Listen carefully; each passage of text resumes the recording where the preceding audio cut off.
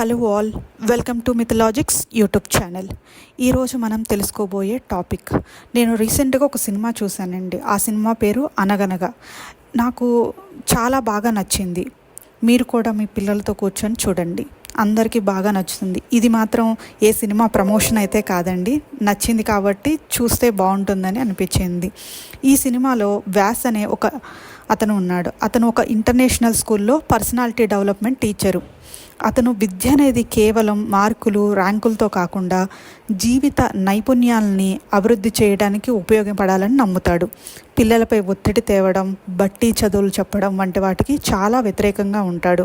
అయితే అతని భార్య అదే స్కూల్ ప్రిన్సిపల్గా పనిచేస్తూ మేనేజ్మెంట్ వైపు నిలుస్తుంది. కానీ ఈ వ్యాస అభిప్రాయాలను పట్టించుకొని స్కూల్ యాజమాన్యం అతన్ని ఉద్యోగం నుండి తొలగిస్తుంది. అయినా కూడా వ్యాస్ తన మార్గాన్ని వదలకుండా పిల్లల కోసం కొత్తగా కథల రూపంలో పాఠాలు చెప్పే విధానాన్ని అవలంబిస్తాడు.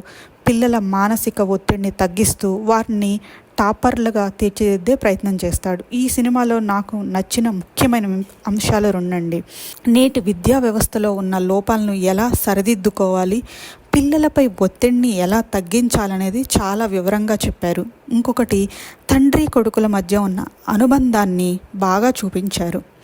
ఈ సినిమాలో సందేశం ఏంటంటే, రోజులో 10 గంటలు ఒత్తిడితో చదవడం కంటే 3 గంటలు ఆనందంగా చదవడం మంచిదనే భావనను ఈ సినిమాలో చూపించారు మనకి.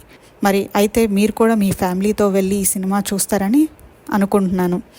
ఆ సినిమా గురించి మీకు ఏం నచ్చిందో నాకు కామెంట్స్ రూపంలో తెలియచేయండి. Thank you.